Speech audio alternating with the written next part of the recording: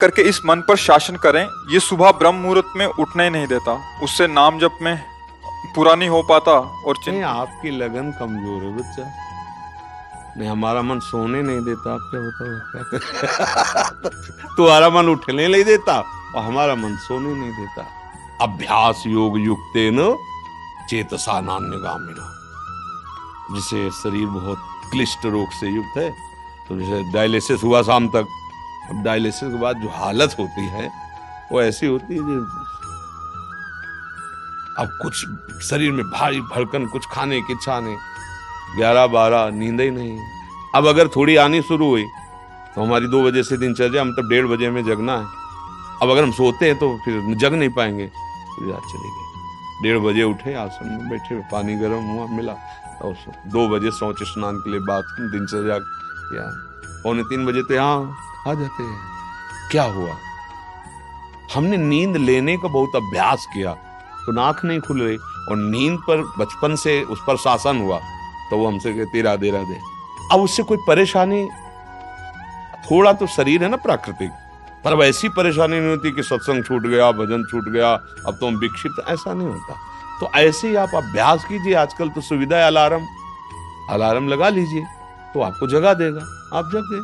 आप दिनचर्या करिए, कुछ दिन बाद बिना अलार्म के जग जाएंगे। अपने लोगों की ऐसी दिनचर्या थी पूर्व में कि मतलब अगर आप घड़ी से देखो तो 5 मिनट का अंतर है तो हम नहीं कह सकते ऊपर नीचे, ठीक राइट टाइम अपने आप आंख खुलेगी अपने आप। अब बचपन से अभ्यास रहा है ना, ठीक 2 बजे हमारी दिनचर्या, ये आज की नहीं है, ये 20 वर्ष की है। जब मान लो सत्संग ये सब नहीं चलता था तो सुबह स्नान करके 2 बजे वृंदावन की परिक्रमा, सूर्योदय होते होते मंगला होकर फिर गुरु जी की सेवा में, ऐसा। तो हम अभ्यास कमजोर कर रहे हैं। अब किसी किसमें आशीर्वाद की जरूरत है, अभ्यास कीजिए। आप शाम के जब रात्रि में सोए ना, भगवत चिंतन करते हुए, और आप टाइम अपने माइंड पे स्थापित कीजिए, मुझे 4 बजे जगना ही है। 4 बजे आपकी घंटी बज जाएगी दिमाग की, फिर आप करवट लेके सो जाए, वो आपकी बात अलग है।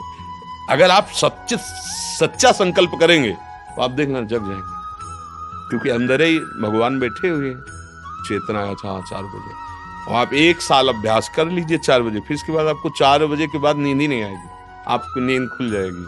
अभ्यास योग युक्तेन, ये नींद है, भोजन है। अब जैसे भोजन है, रोज आप आधा कवल बढ़ाते चले जाइए, धीरे धीरे डाइट बहुत अच्छी बढ़ती चली जाए, और आप घटाते जाइए तो 1 रोटी 2 रोटी में आपका काम चलने लगेगा। 2 रोटी दाल, थोड़ा सा संयम नियम से चलो, बहुत अल्प आहार करने लगोगे, स्वस्थ शरीर रहेगा। और आप आहार बढ़ाते चलो तो ऐसे लोग भी देखे हैं कि ज्यादा शरीर में वजन नहीं है पर उतना भोजन उठा जाते हैं। हाँ, रोटी ऐसे ही इतनी, मतलब गिन के नहीं, बीता से ना, हमने देखा है, मतलब वैसे। और कोई ऐसी खास शरीर में बल कि भाई बहुत कुंतलों उठा लेते हैं, ऐसा नहीं। अभ्यास तो भोजन का अभ्यास, भोग का अभ्यास, नींद का अभ्यास। गलत कर लिया तो गलत, अच्छा कर लिया तो अच्छा। अब जैसे संयम, ब्रह्मचर्य, वर्षों स्वप्न दोष भी नहीं होगा। आपने आदत बिगाड़ ली तो अब ना करो तो भी आपका ब्रह्मचर्य नहीं रहेगा। अभ्यास, हम गलत अभ्यास कर रहे हैं तो हम परिणाम में दुखी होंगे, परिणाम में हम नीचे गिरेंगे। अच्छी अभ्यास करें। उचित नींद, अब जैसे बालक को 6 घंटा आपको सोना ही है, 24 घंटे में 6 घंटे आपकी नींद के लिए पर्याप्त है। साधक के लिए 4 घंटे, बहुत शिथिल तो 5 घंटे, अच्छे साधक के लिए 3 घंटे। 3 घंटे में 24 घंटे की खुराक बिल्कुल फिट हो जाएगी इंद्रियों में। अब जो 12-12 घंटे सोते हैं उनको क्या बताएं। अब कुछ ऐसे कि खाए पिए सोए, अगर दिन भर न बोलो तो सोते ही रहे। अभ्यास है तो आप सोने का अभ्यास कर लो तो उसका अभ्यास हो जाएगा। अभ्यास है बच्चा, अभ्यास ठीक कर लो तो आपकी दिनचर्या ठीक हो जाएगी। ऐसा महाराज जी, इसी विषय को और एक तो प्रश्न आते हैं कि जो रात को लेट नौकरी से आते हैं, फिर महाराज जी वो सुबह थोड़ा सा लेट उठ सकते हैं महाराज जी? कै बजे तक रात में? जैसे रात को 11-12 बज गए नौकरी से खाने पीने में, फिर सुबह 2 बजे तक ड्यूटी रहती कई बार।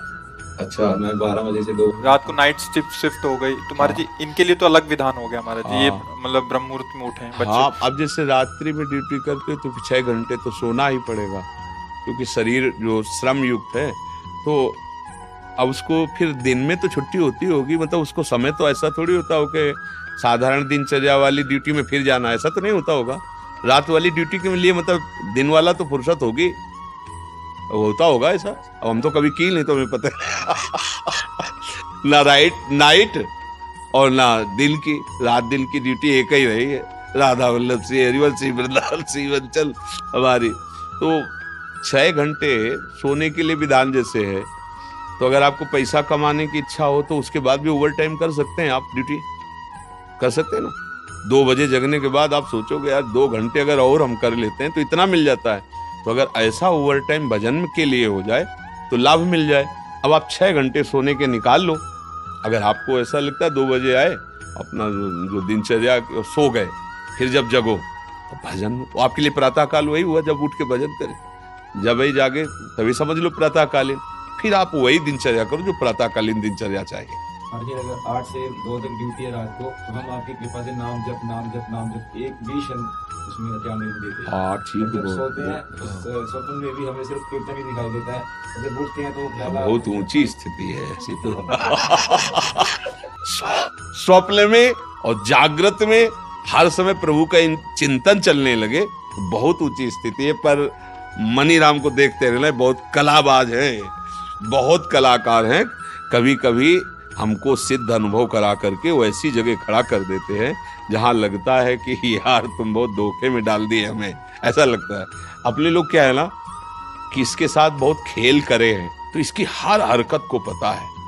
जिस समय बच्चा ऐसी स्थिति आ जाएगी कि आप जो बोले ना, जैसे जब स्थिति आ जाएगी तो आप बच्चा बोल नहीं पाओगे। ये बात जैसे करोड़ रुपया तुम्हारी जेब में रखे हो, एक हाथ चुपचाप ऐसे रहेगा और कोई कहेगा क्या बात है, कुछ नहीं वो खुजला रहा था इसलिए ऐसे कर। आप ये नहीं बता सकते कि 1 करोड़ यहाँ है। अगर नाम जब चलने लगा, ऐसी स्थिति आने लगी, तो इतना आप भयभीत हो जाएंगे, बताने में आप कह नहीं पाएंगे। और आपको ये अनुभव होगा कि जैसे भजन होना चाहिए हो नहीं रहा। प्रभु मुझ नीच पर कब ऐसी कृपा होगी तो मेरा ऐसा भजन हो जाए। अभी क्या है, कृपा से हो रहा है और अहंकार में स्वीकृति हो रही, इसलिए टिकाऊ बात नहीं बच्चा।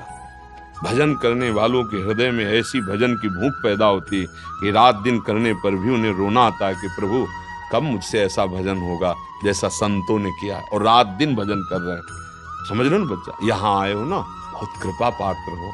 तो अवास्तविक तुम्हारी स्थिति ऐसी हो जाए कि जागृत स्वप्न सुषुप्ति स्फुरत में राधा पदाब्ज छटा, चाहे जग रहे हो या सो रहे हो या स्वप्न में हो, लाडली लाल के साथ आपका मन सावई मना कृष्ण पदार।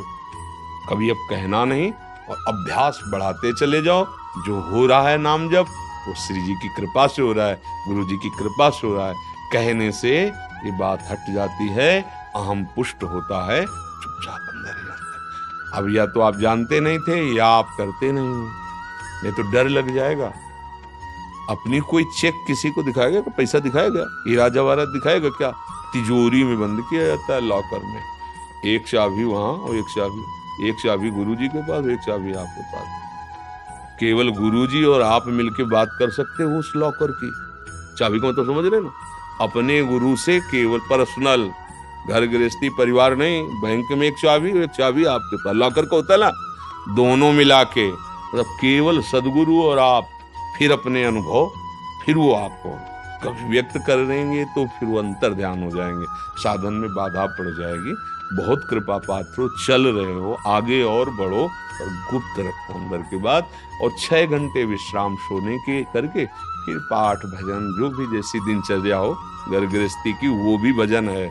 जैसे अपने लोग कभी कभी कड़वी बोल देते हैं ना, खिलाफत की बात, ये थोड़ा एक आता है सुदर्शन चूर्ण है, बहुत कड़वा होता है पर वो बुखार को जड़ से नष्ट करता है। तो अब सचिव वैद गुरु 3 जो प्रिय बोले भयास, राज धर्म तन 3 कर होई बेगही नाश।